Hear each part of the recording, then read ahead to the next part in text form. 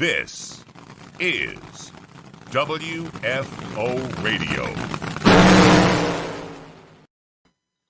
Hey, race fans, Joe Castello back with you. Hope you are doing very well. Happy Tuesday. Little NHRA talk as we get into the middle of the week. NHRA's Alan Reinhart going to be joining us just seconds from now.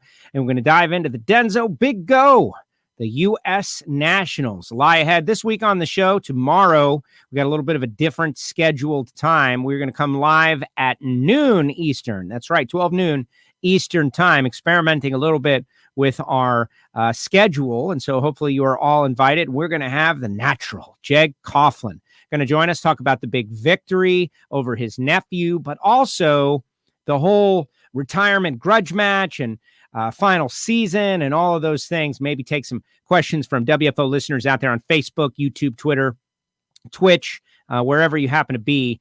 Be ready for that. Set your reminder. 12 noon tomorrow, Jeg Coughlin Jr. going to be on the show. And then we'll be on again on Thursday as well. Going to be a whole lot of fun. We got a lot of things to talk about on this show. Your questions are appreciated. But right now, I want to make sure everybody knows the people that make this possible for us to put out this NHRA content. And I spent a lot of time sending out stickers to WFO listeners out there. Castello Media /WFO stickers, P.O. Box 848-353, Pembroke Pines, Florida 33084. You can always email me for those. But it was really amazing how many people sent me stickers back and are interested and appreciative and just excited about the show. And I love all of you. Thank you for that. And you always ask, like in these little notes, like, what can we do to support the show? And the answer is, if you're an engine builder, say, then the next time you need piston rings, go to TotalSeal.com. Check out their brand new website, TotalSeal.com. They got their gas-ported top rings. It's really a game changer, helps that ring seal. And the more I learn by doing these podcasts and speaking with Keith Jones, who's the director of technical sales, and Matt Hartford, there's so much that goes into it. It has evolved so much. Even if you're building a bracket racing, a little LS or a Coyote for the street, you can really improve the horsepower you make with Total Seal piston rings. So go to TotalSeal.com, check them out. Also, Marvin Rodak, RodaksCoffeeandGrills.com. Right before we came on the air, I was looking at Marvin's Instagram page, RodaksCoffeeandGrills.com, and he's got a picture of Dominic Lagana up there, sitting on the wing at the Texas Motorplex, and just, we'll speak with Alan about that momentarily, but Marvin's such a good-hearted guy, and we're all, like I start the day and I open my bag of Rodak's coffee and I put it in the machine. I grind it first because that's what I do. I like to do it all myself. It makes me feel like I'm actually accomplishing something at the start of the day. And I just think about how like tight this whole drag racing community is. Marvin is out there. He's doing coffee for a lot of people. Great guy, drag racing fan. And to me, the support of the show for years now, just really appreciate him. So go to the website, check it out, RodaksCoffeeandGrills.com. Also, Frank Hawley's Drag Racing School, the Dragster Adventure, Frank and Lana Hawley. If you want to become a champion race car driver, that's a great place to start. But if you just want to seek some thrills, Thrill Seeker, they've got that for you as well. Single day experience, show up with nothing except for yourself and your clothes. They provide safety equipment, the dragsters, and all the fun. Go to frankhawley.com to find out more information. And we got such a wide variety of sponsors, too. You could be looking for a single day of fun, a single hour of energy with a little coffee, or a lifetime career like samtech.edu, the School of Automotive Machinists and Technology. Start your education at full speed. Blockhead, CNC programs, motorsport, EFI tuning. They're approved to train veterans under the GI Bill. Go to the website, check them out, but then you got to call. And if you're a relatively young person, even in your 30s, you can change career. There's so many people needed with this skill set, whether it be programming, CNC machine, or maybe you're a longstanding mechanic and you want to go through the EFI technician. We've got Alan Reinhart coming up soon. Samtech.edu, check them out. And finally, if you want a WFO radio t-shirt, go to nitrofishracing.com. Randy Lynn's got it all going on and even gave us our promo code with WFO20. And soon she will have the WFO radio face coverings. I would say you can go ahead and order them now. And we've got people already commenting, but let's bring him on. He's been doing Tuesdays on WFO for a long time, talking about like 15 years, Mr. Alan Reinhart. Alan, wait, let me read your shirt. I never tuned a Nitro car, but I did stay at a Holiday Inn Express last night. That works for me. Start tuning it. You got the Austin Coil endorsement. That's all that matters. Forget the t-shirt. Austin Coil I don't know why he wanted me to know that he believed you could tune one of these cars and that you had the talent to do it. I don't know about that. I think I can make one start. I might be able to make one do a burnout. Are you doubting Austin Coyle? Are you doubting Austin Coyle? No. Well, I could win the championship. He didn't say that either. He didn't say that either, but he did give you the day Austin Coyle says something good about me, you better make a big deal about it. I don't know if it's ever going to happen, but he said it to me. You weren't around. He was not obligated. There was no pressure on him. This was from his heart. So I'm going to repeat it over and over again. How are you doing today? I'm all right. And I appreciate that. And I appreciate what Austin said. I kind of pride myself on, I'm pretty mechanical and I like to know how this stuff works. And when I see something happen out the window that, I can tell the fans, hey, this is what you're seeing, or this is what's happening, or, and I'm not always right, but I did, one of my highlights at Indy 2, I think, Jim Head's funny car started, rolled into the water box when he tried to do a burnout. Blake Alexander hit the gas and motor zinged. It didn't go anywhere. And I said, it's in neutral. Well, Jason Galvin was there that weekend. I guess it might have been Indy 1. He was down on the starting line. He went over and talked to him, and he called me on the radio, and he said, no, he said, talk to Blake. He said, absolutely, positively, it was not in neutral. Got the handle locked down where it's supposed to be. He doesn't know what's wrong with it. Okay, fine. So I reported that. We got word back from the guy driving the car that, nope, absolutely not. Doesn't know what it was, but that wasn't it. Later on that night, I sent a text message to Jim Head, and I said, hey, what'd you finally figure out? Because I'm trying to learn. I would like to know next time. Sure. Hey, this might be what it was. And he sent me a text message back that said the cable broke. It was in neutral. You were right. Well, tell your frickin' driver. But anyway, I just, I kind of pride myself on that. When I see something, I'll go down in the pits and I'll ask. I said, look, I want to know. I want to be smarter next time I see this. And I remember, Austin and I have known each other for a long time. And when he first started experimenting with the backset blower, and if he wasn't the first, I'm not sure who was, but he was having manifolds made and doing various other stuff. And I walked into the pit one time, and they've got this thing, covered up like it's, like the CIA's trying to hide it.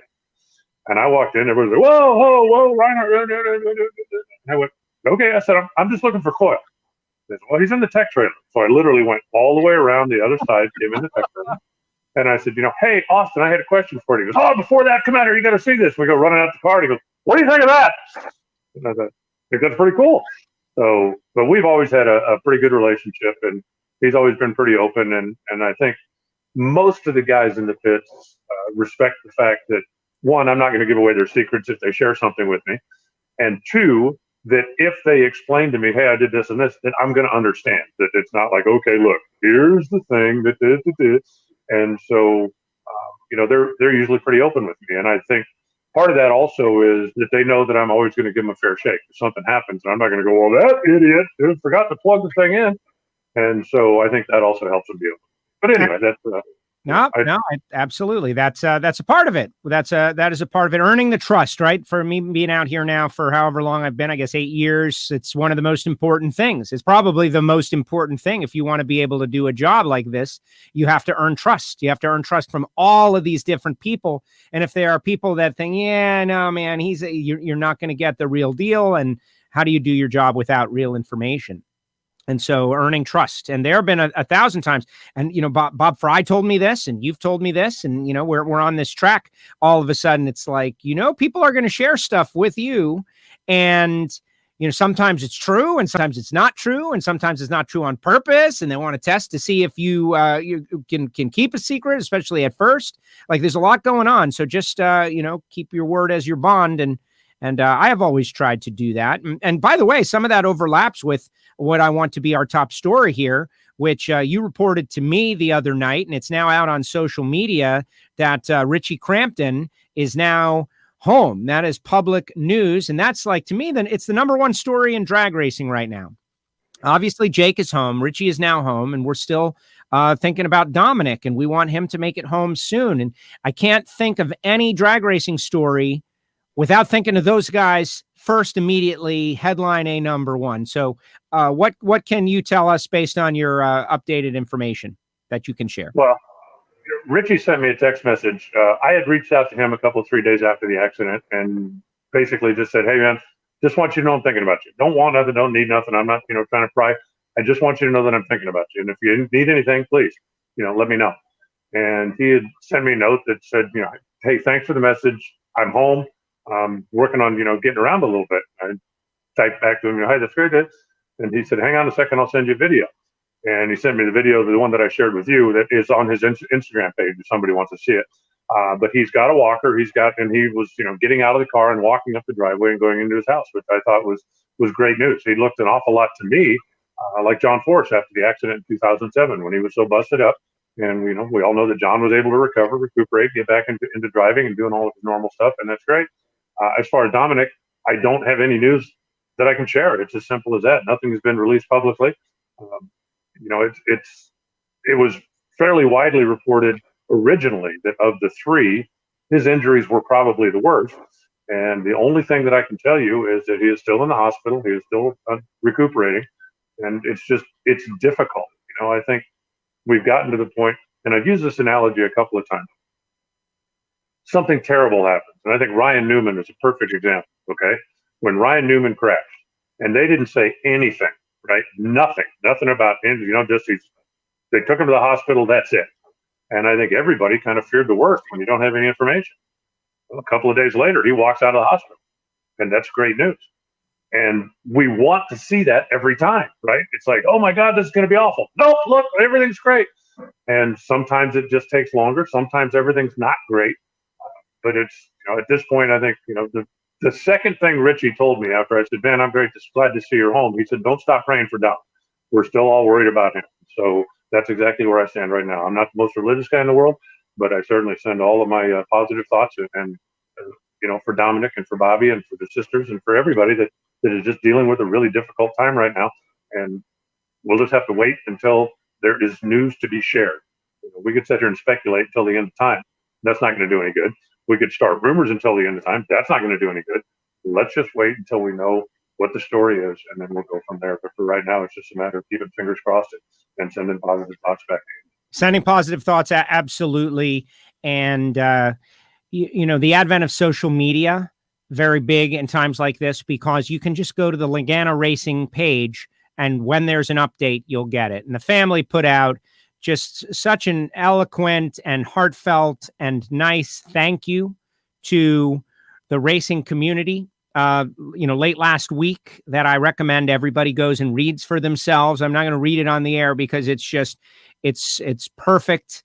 And they basically talk about how while we as drag racers, travel together and compete against each other, that there are no better people to have behind you and supporting you.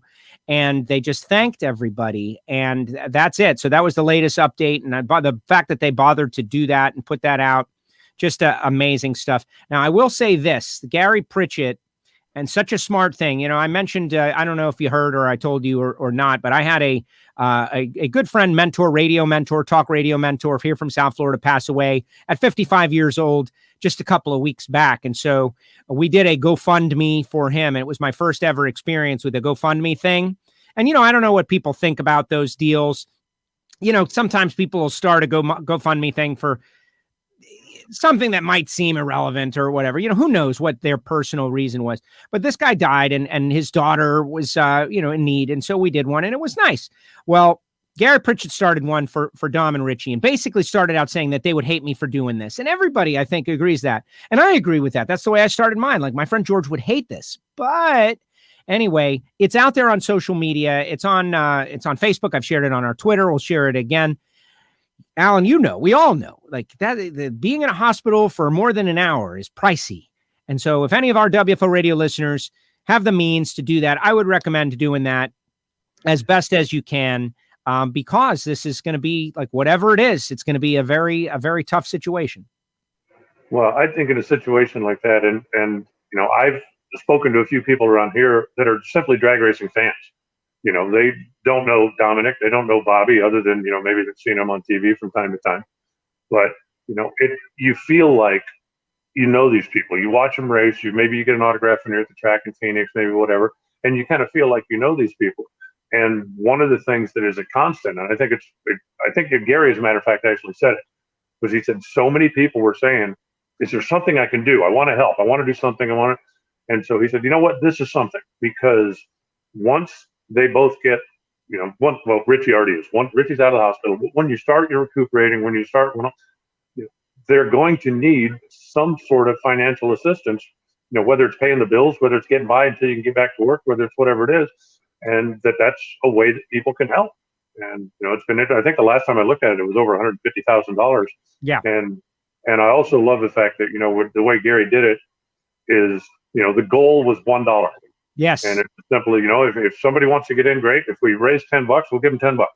But for everybody that said, hey, I want to do something to help, and you kind of read down the list of donors, and it's the who's who in drag racing, as well as a lot of kind of behind the scenes names. I think if you've looked through it, and I'm sure you've glanced at it, there's a lot of things that, like, wow, that person wanted to do something.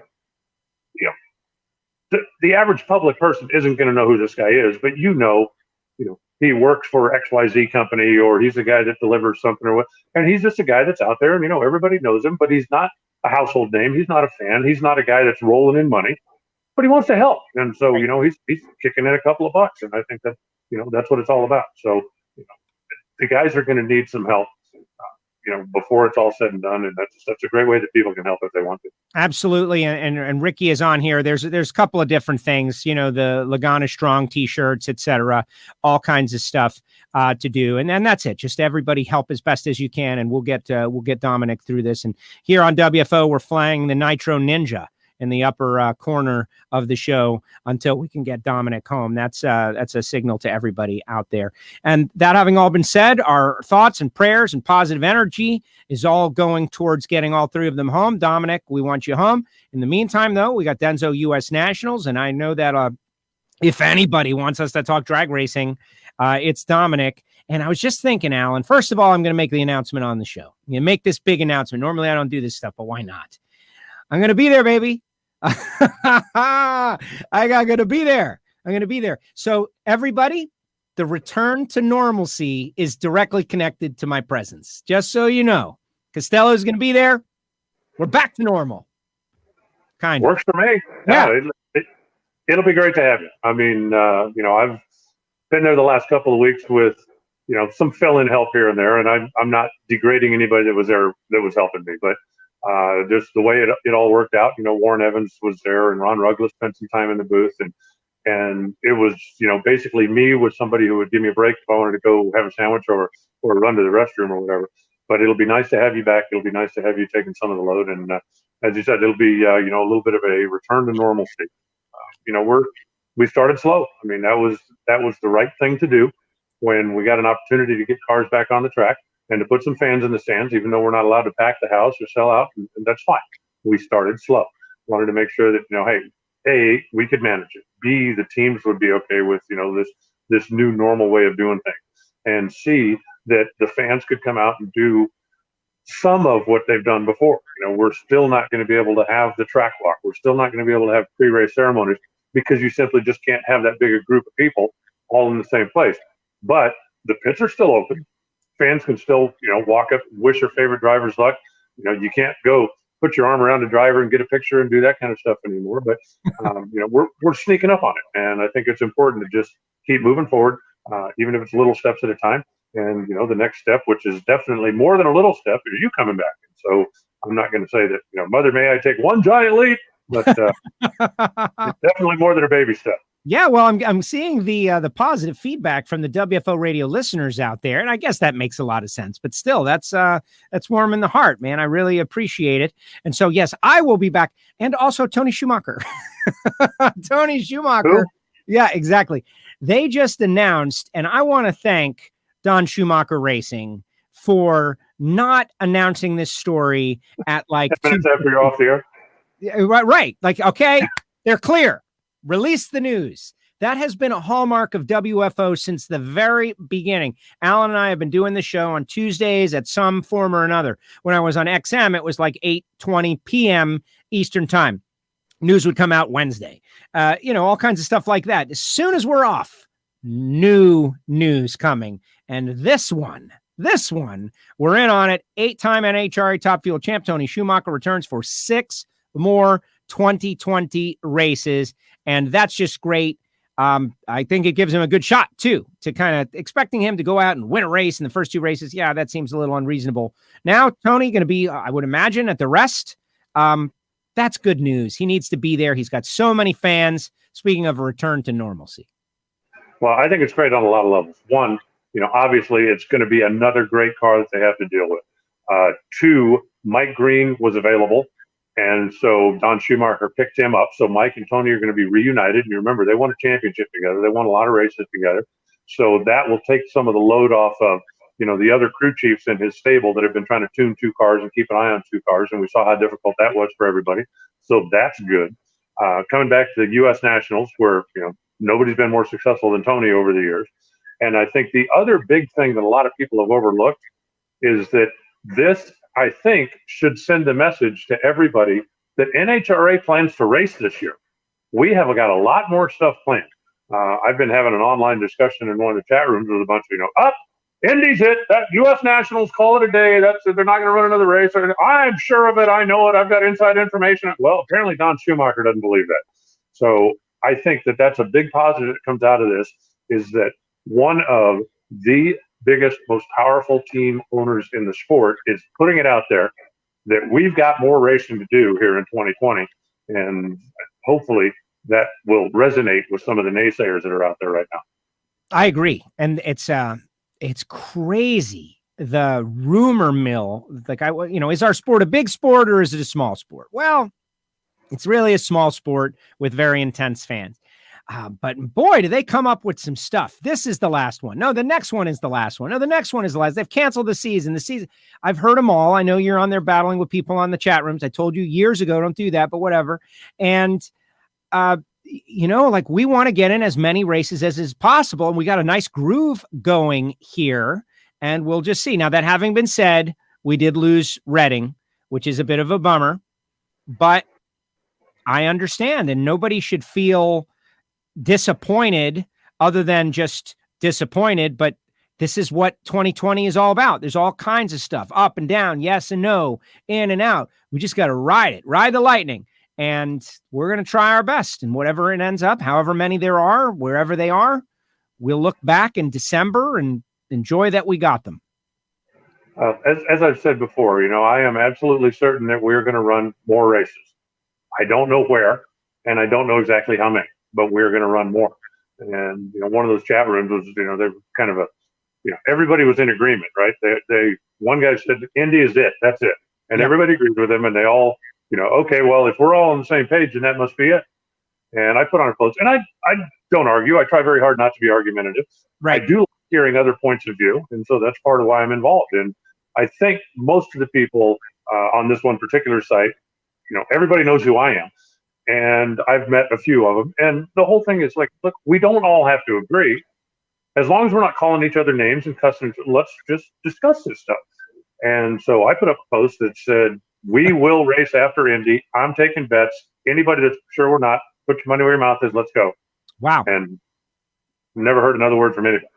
So, the discussion went on a little bit. And I basically said, look, I don't have any inside information other than, I hear some things and, I'm around. I said, I can't tell you exactly when or exactly how many, but I know that we are determined not to pull the plug. If we wanted to pull the plug, heck, we could have done that 2 months ago. Yes.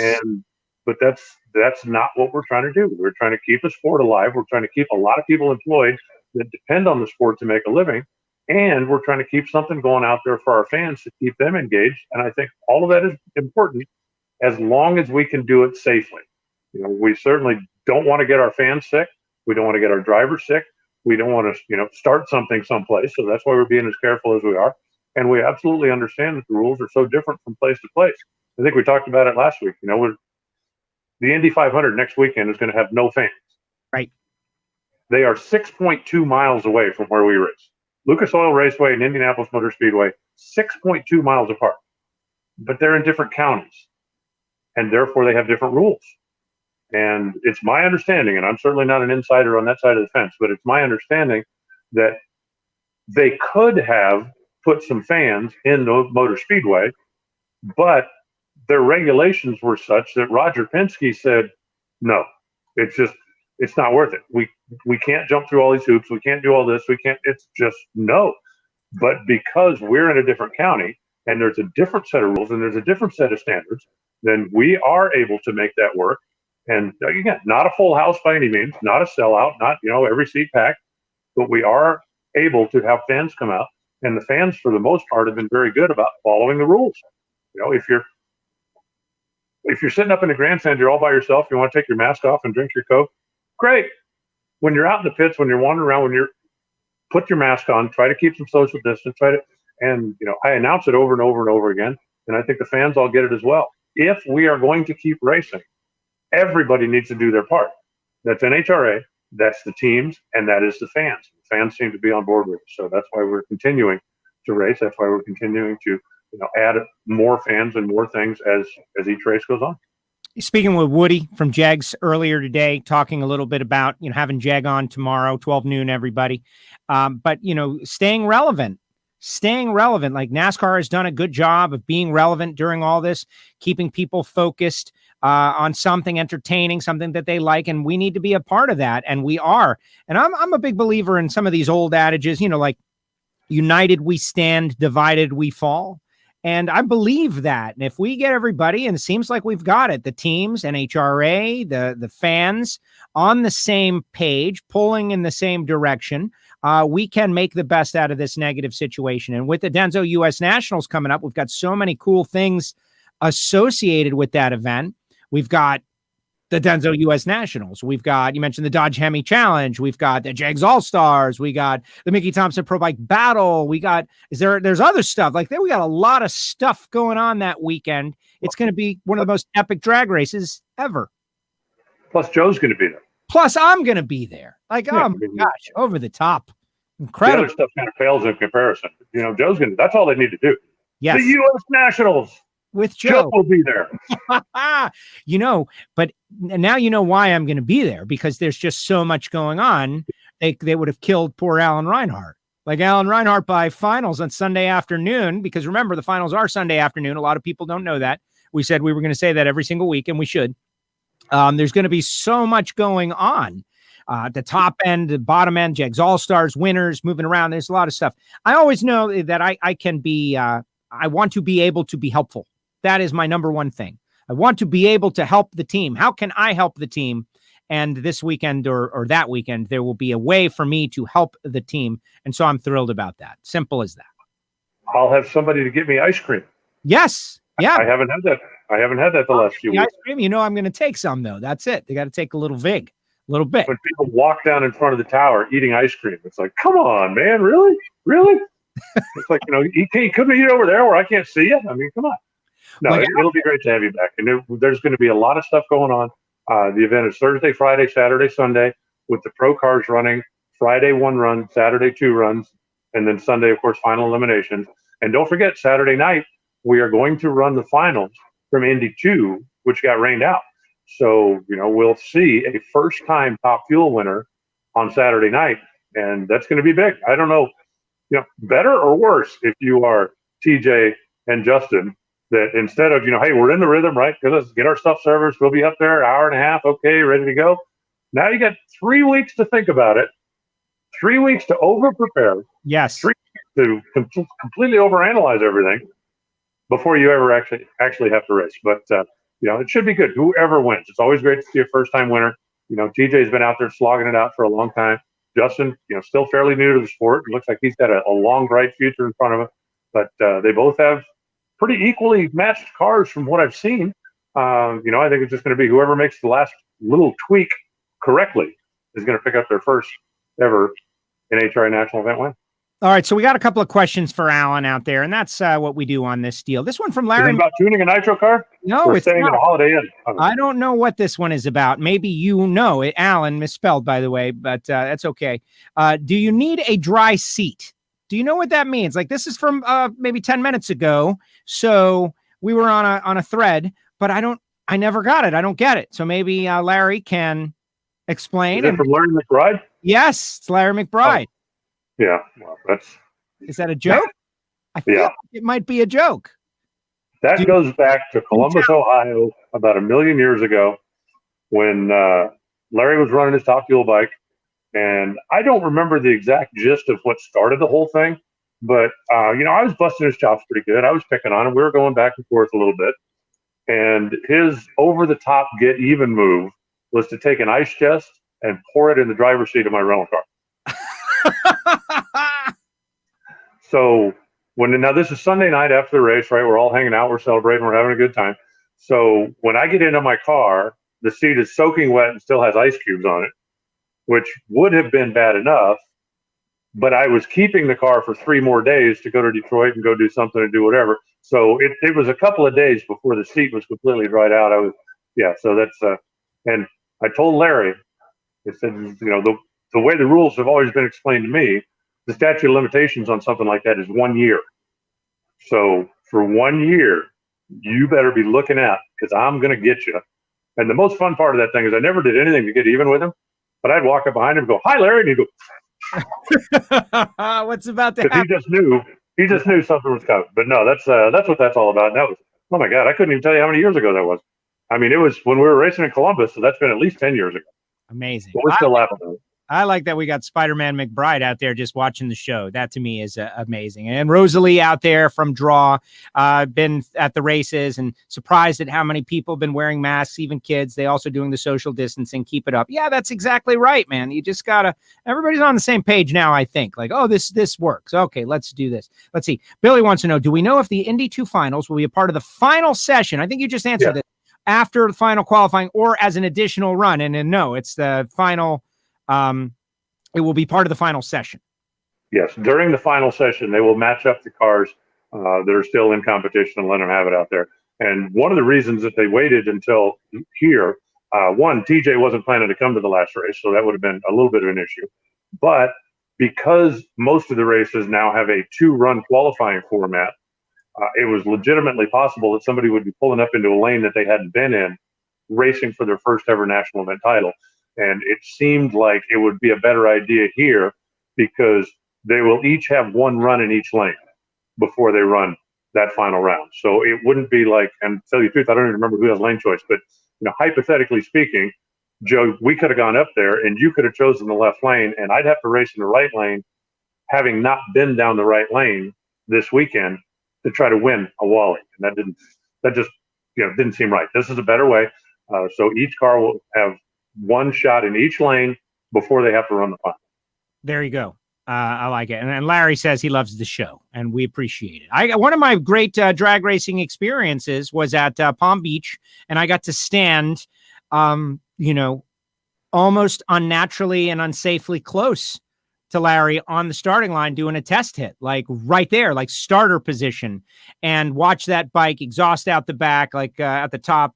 Amazing experience. I got a video of it somewhere, and I appreciate it as well, Larry. Thank you so much. All right, let's see. Edwin wants to know, this is a prediction thing for Alan. Here we go. We're going down that road now. What do you think? What team do you think will win it all in the pros, Top Fuel and Funny Car? Ooh, Alan, you want to entertain that? You don't have to. You do not have to. We'll win Indy or we'll win the season championship? He says it all. So I think that means the season championship. But right now, I think your heart has to go with Doug Coletta, right? I mean, for all the years, all the stuff, got a pretty good car right now. The Torrances are certainly going to be tough, and Leah's got a really, really good race car right now. There's a few others out there, but I think if I had to pick right now, just from the sentimental reason, I'm going to go with Doug. On the funny car side, at this point, somebody's going to have to show me they can outrun Matt Hagan on a regular basis. They look right now to be head and shoulders above the rest of the field. In pro stock, we've already talked about, and we're going to have Jason and Jag tie, and then they'll come back in 2021 for a 18 race tiebreaker. That's the way I've got that drawn up. And over on the motorcycle side of the fence, that thing right now is just too wide open. We know Matt's going to be there. We know the Harleys are going to be there. I think Angel is going to be, and she's got a whole new level of confidence now. So I'm not saying she's going to win the championship, but I think she's going to be a lot bigger factor this year than she was last year. Ryan Ayler's got a fast bike. He had a mental mistake last week, which cost him the race, but he's going to be pretty good. And I really am wondering why Jerry Savoy's team hasn't run better, because it's not like everybody else has gotten better.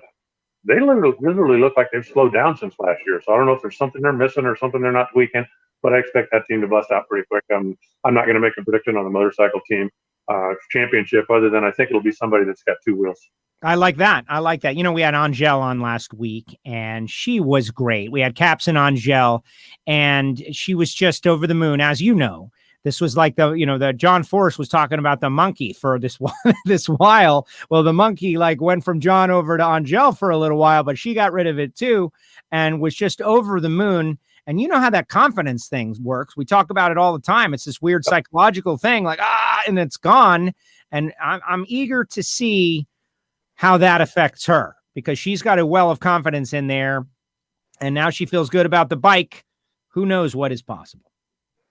My personal feeling, and, I haven't talked to her specifically about this, but my personal feeling is that she was putting so much pressure on herself that she was making some mental mistakes and maybe even some physical mistakes, because she knows the spotlight's on her. She knows she's riding one of the best bikes out there.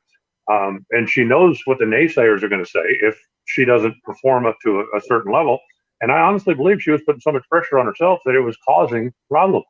I think that, the bust through, and we talk about it all the time. Now she knows this is how to get it done. Not just, I know I can do this. I have done this. I have proven that I can do this. And I think that's going to put her in a much better mental state. And I really believe that she's going to be a much bigger threat now than she was before, simply because of that. I think the getting it into the winner's circle, getting the Wally, takes off some of that pressure she was putting on herself, because it's now been proven that it can be done, has been done. And now she can get back to just being Angel the champion. Go out and do what you need to do. Very exciting. Mike Mayer, aka Race Guitar, wants to know if you miss being on the track yourself. That used to be, super street, and used to bracket race, and you have got much the way my background is. That even had some success here and there. Do you miss racing yourself? Absolutely. And I'd love to get back out and take a crack at, maybe a stock or a super stock car, or, a super gas car, something like that at a division level at some point. I can't do it at the national simply because, my schedule is just too busy. But, I've got my Mustang sitting here, and it may at some point find its way back out to Tucson Dragway when our temperature is less than 122 billion degrees outside. But I definitely miss going out and taking a crack at the racetrack from time to time. But if I was given the opportunity to go race full time, if I gave up my job, I believe I would hang on to my job. I kind of like the position that I'm in right now. Well, it's definitely got more stability. Last weekend, I considered going up to Palm Beach. You had asked me about that. Alan's always very curious. Did you go? And anyway, so I did not go because I had something really very cool going on. Also, lucky decision by me. They did not get the race in. They got hit by rain. They had a problem. They got a curfew, and they pulled the plug and didn't even run the race. Some racers were disgruntled and upset. So I did the right thing. But the next opportunity in 2 weeks, I will give it a try. Let's see. Phil wants to know, Top Fuel. Oh, he says Doug Coletta, Ron Capps, Jeg, and Won't Make a Guess in Pro Stock Motorcycle. I like all of those. Hey, let's switch to the Jegs All-Stars and talk about how significant that is. We're going to have some time in the coming weeks to discuss this. Typically a Chicago thing, now rolled into Indy. A lot of Lucas Oil Series racers. The best of the best are always at Indy, so it's not going to elevate the competition necessarily the way it does in Chicago, but this is as significant as anything. To be a Jegs All-Star is a massive accolade, and we've got the best from every division coming down. The regional teams from the alcohol ranks, going to be very interesting to see how that all plays out. Just another added bonus. If you're not going to be there, you better be watching on NHRA TV. Yeah, it should be fun. That when you put together racers of that caliber on the same track, it's always fun. When you add in the team concept, right? That not only am I trying to win whatever stock eliminator, I want my team to win, and I want to help my team win. And that's an element that you don't see most of the time on the Lucas Oil side of things. So that's another thing. The prestige, if you're an all-star for a year, just like you're the reigning Lucas Oil champ, you are the reigning Jegs All-Star champ. That's something that can't be taken away. And on the side of the country where I live, when we start racing in February or late January, the only thing anybody's focused on is the JAGS All-Stars, because we are going to set, usually it's April or so, when we set the field for the Division 6 and 7, who's going to go to the All-Stars. And so that's what everybody's focused on. After that, then people start thinking about the World Championship, but it literally is that big. The first half of the year, all people are focused on is who is going to be the representative to go to the All-Stars. And the one other thing that I think a lot of people have maybe overlooked, but I didn't because I don't overlook things, because Super Street is part of the JAGS All-Stars, Super Street is going to be contested at the U.S. Nationals, just like Super Street was contested at the 50th Gator Nationals a year ago, right? Right. You only get to do this once, maybe. You only get to do it for the first time once, no matter what. And I think it's going to be big for the Super Street racers to go in there and have an opportunity, because never before, to my knowledge, never before has a racer had an opportunity to have a Super Street national event wall from the U.S. Nationals. Wow. That is pretty interesting. You did not overlook that. That is very good. Well, I remember being a little happy and annoyed at the same time, because I'm slowly inching along my potential Super Street car. Just, this is not going to be the year to get it done. I can tell you that. That is for sure. So Ricky is asking a question about, should have read, did they rule out the CJs not to be competitive? I think he wants to talk about Factory Stock Showdown and the rules changes with the Cobra Jets after the last race. And we have yet to get to the final round. There's another final round that'll be run. But the rules makers made another adjustment. Instead of the top pulley, they changed the whole combination. So honestly, Alan, from my perspective, I'm kind of lost as to what that's going to mean. They're trying to bring the Cobra Jets back to the field a little bit. Will it work? We don't know. I know that some of the Cobra Jet drivers, Drew Skillman and others, Chris Holbrook, been very vocal. They're not happy just because it costs them, every time there's a rules change, it costs them, $10,000 to make everything work with the new rules package. That having been said, I guess we'll just have to see what happens as we get closer. Yeah, that's exactly it. We're just going to have to wait and see. And, this has happened over the years a couple of times. And every time it's you that it happens to, the Ford guys and the Chevy guys legitimately felt at one point that the Dodge had an unfair advantage. And so when a rule change came down, the Dodge guys are all screaming and yelling, it's not fair, it's not fair, it's not fair. And when it, kind of flips around the other way, when it's your day that you're the one that has to pay the penalty, you feel like it's unfair. And I understand where they're coming from. I'm not arguing with their point of view in any way, shape, or form, but it's just very difficult when you've got completely different engine combinations and the Coyote is completely different from the other two, right, to keep the playing field level. And that's the important thing. Everybody needs to be able to go, and when I say everybody, I mean all three manufacturers, and feel that they've got a legitimate chance to compete and to win if they do everything right. Just like we've seen in Pro Mod over the years. If you get to the point where the turbo cars are a tenth of a second faster than everybody else, and they're 6 miles an hour faster than everybody else, then you have to make an adjustment. You simply have to. And I believe that the NHRA felt in this particular case that an adjustment had to be made. And time will tell if that is a correct adjustment or not. I think it's kind of interesting that most people feel that the performance needs to stay somewhere in the vicinity of where it is. These cars are certified to go 750. So if you just turn them loose, at what point are they going, the first guy goes 749 and he obsoletes every car, because that's the way it works. If the rule in your class, if the record in your class is 151 miles an hour, everybody in the class has to have a parachute. That's the way it works. So as soon as somebody goes 749, everybody's chassis is obsolete. And you can't let that happen. And so they're going to continue to make adjustments. I also personally, and this is my opinion, but I don't think that a car that weighs 3,500 plus pounds needs to be going 190 miles an hour on a 9-inch wide tire. So you're going to have to constantly make adjustments to keep everything in line. It's very important that all three of the factories stay excited and enthusiastic about it, and they've got to go out to the racetrack believing they can win, believing they've got a fair shake. It's also important that we keep everybody safe. And, sometimes you get to the point where things are just too fast and you have to slow them down. You mentioned that, and that's something that we're always balancing: safety and what's reasonable. It's the reason we're not going 350. Like, I think these guys could figure out how to go 350 if you had just said, hands off, do whatever you want.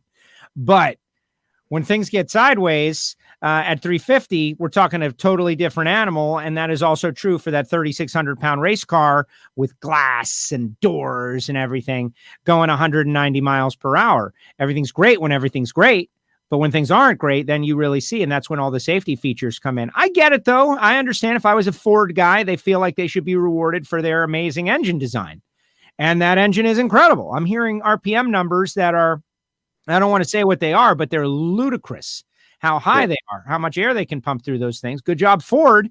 But when you're racing against pushrod V8s, that's a different animal.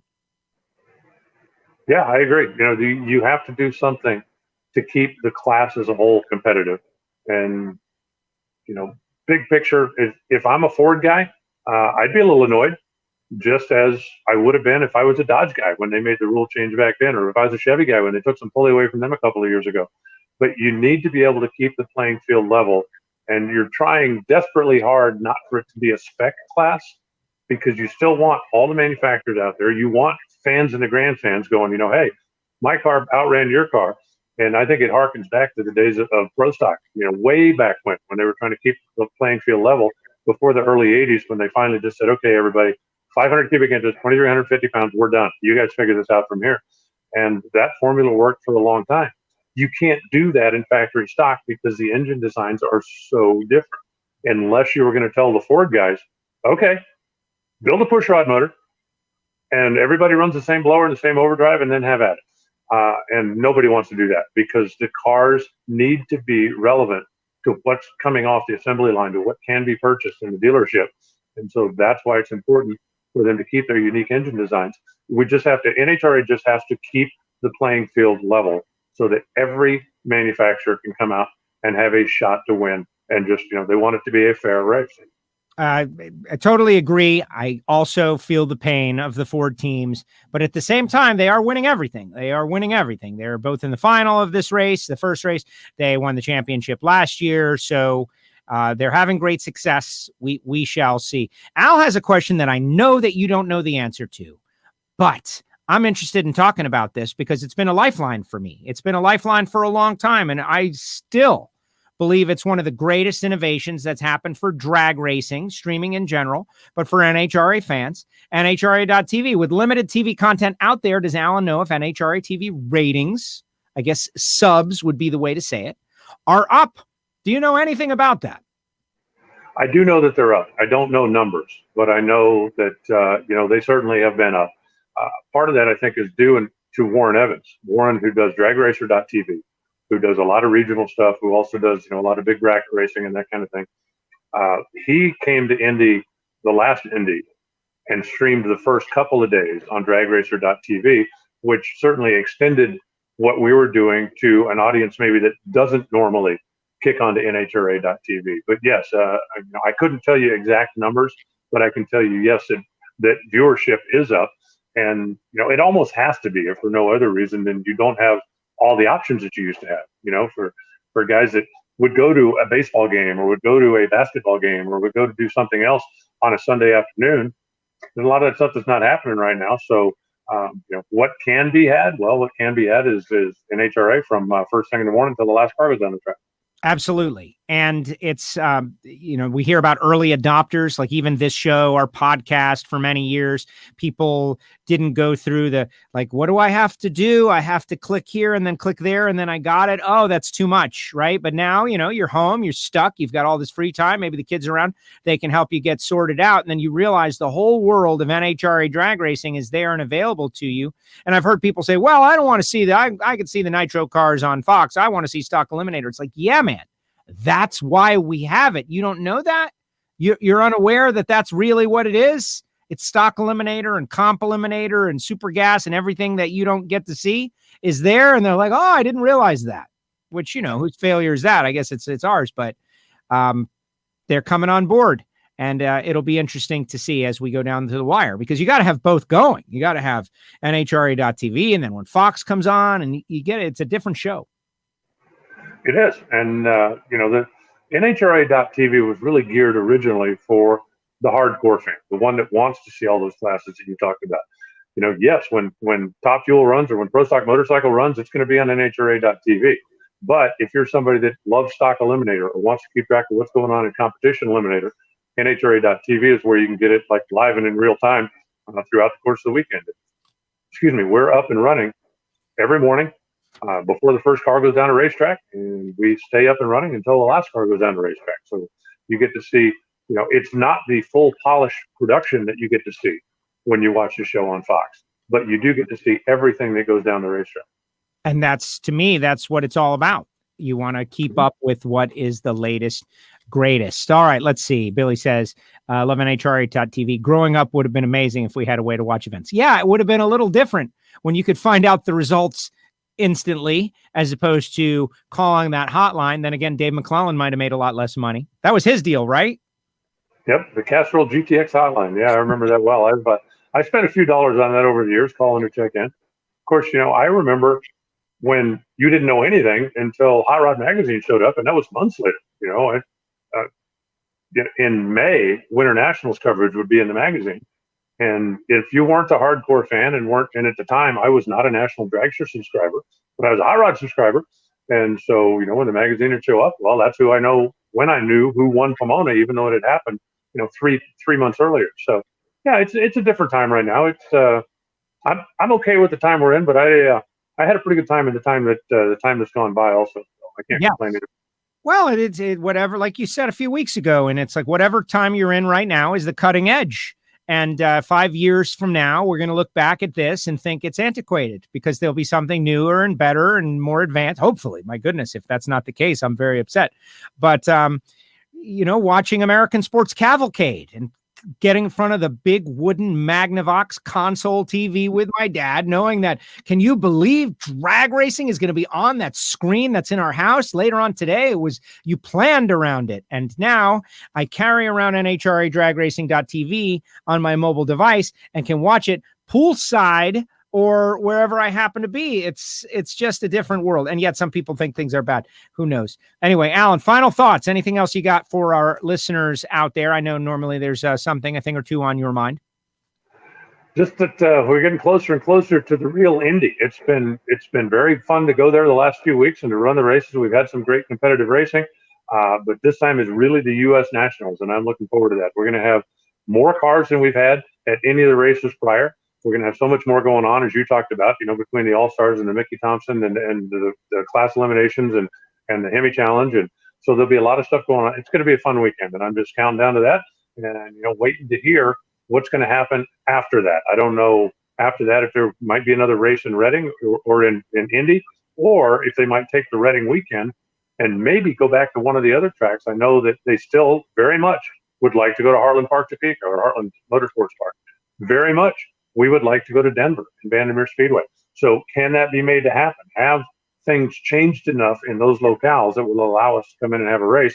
At this point, I don't know, but I'm waiting to find out, just like everybody else. Absolutely. And I do want to put my endorsement in for the state of Florida, North Florida, Gainesville in particular. That is a big one. And if it can happen, I want it to happen. As simple as that, right? We got to just do our best. Alan, great job as usual. Thank you so much. I really appreciate it. These are great conversations. The listeners love them. They've asked, I would say, fair and good, solid questions. I appreciate them as well. Thank you so much. Hey, let's do I don't have a face covering here, but I've got an empty package that was a face covering. Let's give away a WFO face covering on your slot machine now that I have them in stock. Can we do that? There. Sure. Dun, dun, dun. The Haywire Deluxe. Right. Yeah, you get 3 spins. Let me pick somebody here. Let me pick someone. How about, let's see. Let's go with, this is so tough here. How about Spider-Man McBride? No, he's a big celebrity. How about Jim Norris? Jim Norris is our player this week. He rode bicycles to Clark Rader's house to get NHRA National Dragster every Tuesday in the 1960s. He is our contestant. Yeah, yes. Jim Norris is the contestant, gets 3 spins. If Alan's slot machine hits on one of the spins, Jim, you will reach out to me and I will send you one of these, a face covering bag that actually has a face covering in it. Alan, take it away. Okay, if you decide to send one to McBride, you need to send it to me first because I'm going to put some sneezing powder in it before we send it to him, okay? Got it. We'll send one to McBride as well, care of Alan Reinhart. And maybe do nothing. He'll just be afraid of it. No. Ooh. No. Final spin. No. What? This has never happened before. Reinhardt's machine is usually on fire. Jim Norris. And the fourth spin pays off. The fourth spin pays off. Jim, reach out. We'll send you a consolation prize. Reach out to me on Facebook, Jim. Joe on Facebook. Hopefully you are a Facebook friend, or certainly on the WFO Radio, NHRA Drag Racing, NASCAR, and Motorsports podcast page. And we'll get you hooked up with a consolation prize, which will also be the same as a big prize. We'll send you a WFO Radio face covering. I learned that from Jason Logan. Even when they don't win, they get to win. What's this? Everybody gets a trophy? Come on, man. Not a trophy. It's like a compliance thing. It's a face covering. We're not giving away trophies. That's a different story. All right. And as always, if anybody has a question or comment or something you want to share with me, announcer@nhra.com, and I will be happy to answer your questions if I can. Jeff says it's rigged. The system is rigged. There you go. All right, Alan, great job. Thank you so much. I really appreciate it. Thanks, Joe. We'll talk soon. All right, there he goes. NHRA's Alan Reinhart. Going to be out there at the Denso U.S. Nationals, and I'm very excited about it. Jim gets shut out by the Allen slot machine. First of all, Jim, no offense, but I'm kind of happy about it because that slot was playing too much. Like every time Allen spun it, somebody won something. That's the kind of slot I want to play when I'm in a casino, not when I'm giving away the prizes. That having been said, we'll get you all hooked up. And everybody was super excited. Like, let's see, Larry was at the house always wins. There it is. And Ricky is excited, and Jim feeling a little lamenting what might have been, etc. Jim says he agrees with Jeff. You can go back in other shows, and everybody was winning everything. They were all winning everything. So before we let you go, get your final comments in the comment section. I want to show you guys a couple of things that I received. The other day, over the course of the weekend, I spent a lot of time. First, I went to the post office, masked up, went to the post office and got the self-addressed stamped envelopes that everybody sends for the free WFO radio stickers. Like maybe they're not exactly free. You got to spend 2 stamps on it, really probably 3 stamps, because you send me one that has yours with the 2 on it. Self-addressed stamped envelope to Castello Media /WFO stickers, P.O. Box 848-353, Pembroke Pines, Florida, 33084. This is if you just want stickers. I will give you a sticker kit, which is usually like 2 old schools, 4 new schools, and stuff that I got around. What I thought was cool was people this time sent me some cool stuff, like a photo. Look at this one. Mr. Shaughnessy sending. He goes, this is what I'm putting the stickers on. And I think that is super cool. And anytime we can get our WFO radio stickers on a, real and legitimate race car that's out there competing. First of all, this dude is crazy to put any stickers on this car, but he's going to put one of ours. Thank you very much. I really appreciate that. And I also got just some letters, like emails, like people writing some wonderful things, like this one from Ray Ferraro. Ray, I'm sorry I used your last name. It just came out. Deal with it. Joe, it's hard to believe I only became a drag racing fan 5 years ago, considering I grew up only 15 minutes away from Maple Grove, which that's very sad, the Maple Grove deal. But again, like I'm just rolling with the punches now. Whatever happens, I'm rolling with it. There's nothing that is going to happen schedule-wise that is going to cause me to feel anything. We've had some real emotions go down this year. It is a bummer, but we'll be back to the Grove. They've got a new ownership group there. We're super excited. I found out one of my listeners, Jambalaya Jay, has got a Cajun food restaurant in the market down there. So I got all kinds of reasons to go to Maple Grove. But if this is not the year, that's fine. We'll go again in the future. He goes on to say, we were always dirt track racing fans and attended the races at Reading Fairgrounds on a regular basis. 5 years ago, my wife and I were vacationing in Las Vegas, and the Nationals were at Las Vegas Motor Speedway. We ventured out to watch, and I became a fan on the first hit of the Nitro cars going down the track. The noise was unbelievable. My chest rattled from the force made by the engine. I watched the races on TV and have attended the Nationals at Maple Grove ever since. There's all kinds of lessons in there, by the way. I discovered your shows about 2 months ago. They are fantastic, especially the happy hour shows, but I enjoy all the broadcasts. Keep up the good work, says Ray. And Ray, nice guy, is going to get some WFO radio stickers. Thank you, Ray. You live near a drag strip, you never go. You go to Las Vegas, and you go to the drag strip, you become a fan for life. What does that tell us? It tells us that, Las Vegas Motor Speedway is having a positive effect. It's easy to see yourself going out to that track and having that wonderful experience, and it's good for drag racing, and that's how new fans come online. It is really cool. Also, Scott Hamilton sent me these cool Flying Ryan stickers. I guess he made them. I appreciate everything. People sending little notes and keepsakes and whatnot. I appreciate you. Speaking of WFO Radio swag, Randy Lynn has offered the promo code WFO20 at nitrofishracing.com. She will soon have the masks, face coverings, and you can get a shirt and a face covering together. So get ready to check out Nitrofish Racing. We want as many WFO shirts out there as possible because that's advertising for the show. And if there's anything we're light on here on WFO Radio, it's money. But if there's anything else we're light on, it's promotion and advertising. The grassroots get the word out about this show. So every time you wear a shirt or a face covering or post a sticker, it's very helpful.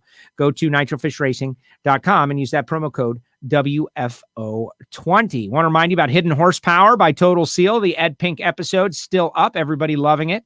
Getting a lot of positive feedback on it. One of the newest episodes will feature Tom Martino, Comp Eliminator and Pro Stock Tom Martino. That's in editing as we speak. And I can tell you that Tom Martino dropped stories about the Grump, dropped stories about Bob Glidden, dropped stories about WJ. And as much as we were talking piston rings, it ended up like classic Pro Stock icons, behind the scenes stories, Tom Martino. So you're going to want to get in on Hidden Horsepower ASAP and be ready for that. I want to mention the sponsors, talking about these folks, Total Seal Piston Rings and Frank Hawley's Drag Racing School, samtech.edu, and Marvin Rodak, rodakscoffeeandgrills.com. Let's hear what everybody has to say. Ricky, Nitro Fish has Dom shirts also. Look,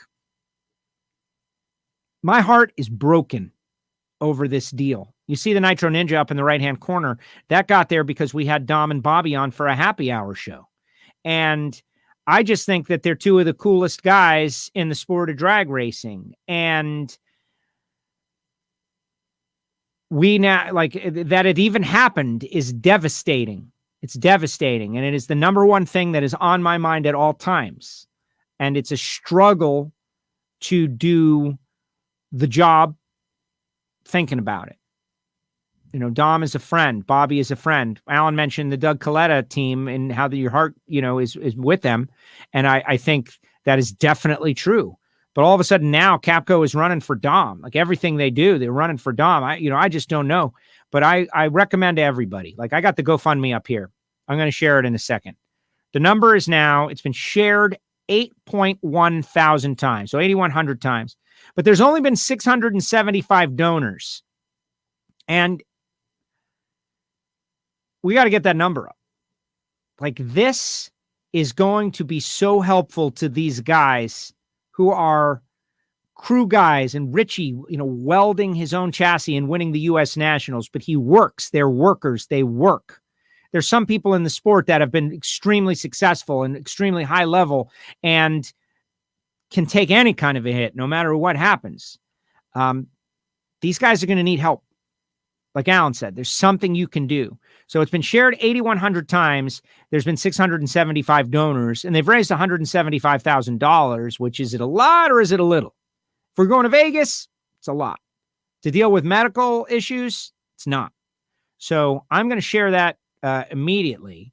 And can I share it can I share this in the chat room right now? Let me do it. Let me see if I can do it. Forgive me for working along with the program, but watch this, guys. This is the GoFundMe. Let's see if it works. Bang. Up there in the comment section. On YouTube, on our WFO podcast, on Twitch, on Twitter. You got it. There's the link right there. Whatever you can do, like Rosalie said, small numbers, big numbers, it all adds up. Go back a couple of times. And I am like, this is the number one thing of the season now. This is the thing that we'll remember forever. And we got to help these guys. And it's great that Jake is home and that Richie is home. And we're so happy they're home. And, you know, Brian texted with Richie and Alan texted. I'm staying the heck away from everybody, man. Like I'll get my words in at some point, certainly on this show. We love these guys. They are such a great example for what our sport really is. And every person who talks about, like, you know, the big dollar teams, you know, killed drag racing and all that, and it needs to get back to the way it was, the grassroots, hardworking guys. That is what Richie and Dom are. And so we got to help them. Simple as that. All right, final comments. Justin. Keith at Total Seal is the man. Called to ask a simple question yesterday and spoke to him directly. You can't ignore customer service like that. So true. Thank you, Justin. Yeah, Keith is the man. Let's see. Mark says NHRA Nitro gets you hooked in person. It really does. There's nothing like it. The problem is, how do you get people out to the track for the first time? Like, try to convince somebody to spend $100 on something that they don't really know what it is. It's tough. It's tough. Crazy things. We just got to get them there. They really are. Welcome to the family, Ray. Thank you. Yes, Ray and Jeff, thank you so much. Can you send to Canada yet? Okay, so yeah, I had one of our listeners request some stickers from Canada, and I tried to send them to Canada. It was $26 to send an envelope to Canada, and I thought, this can't be right. So reach out to me via email, joe@wforadio.com, if you are a Canadian listener, and we have an alternative method to get you some WFO radio stickers, everybody north of the border. Joe@WFOradio.com. And if you would like a face covering for $10, Joe@WFOradio.com, care of face coverings in the subject line, and we'll work it out with you. We're trying to get everything dialed in. And just like that, another WFO show is over. Want to remind you, Ignition is in the archive. Been getting some love for Ignition. Ignition is not a news-related show. It's a fun-related show.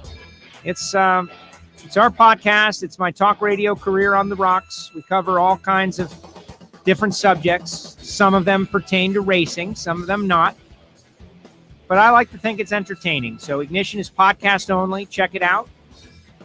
Also, Jeg Coughlin, The Natural, 12 noon tomorrow. 12 noon. Because that's when Jeg's available, guys. I'm not switching up on you. Jag is available at noon. We're going live at noon. That's it. He's the natural. And if you got questions for Jag about his long and illustrious career, be ready with him. We got questions. Jag knows he's going to be on video. This will be Jag's first appearance on the WFO live stream. And all you listeners out there, let's see. Al says, Pro Stock people need sponsorship. Big like Dodge. Yes, everyone in drag racing. Everyone in drag racing. We need sponsorship. We need fans. We need listeners. It's an ecosystem. Should have all figured that out by now. Big thanks to all you guys and Alan Reinhart. So much fun for me to get together with you guys at some point during the week. Tomorrow, noon, Thursday, working on 4 p.m. Still working on guests. Ricky, Crazy World now. Harder to tune in, but we try. These shows are all on the podcast feed, and they replay over and over again on our Facebook page and YouTube channel. It's still on demand. But we got to put it down one time. Might as well make it live. And I think the fan interaction that we're getting from people like Larry make it all worth it. So thanks to Alan. Thanks to you. Thanks to Spider-Man McBride. And send me your address, Larry. I'll send you a mask before Alan gets a shot at it. All right, that's going to do it. We'll see you next time. See you at noon tomorrow with Jay.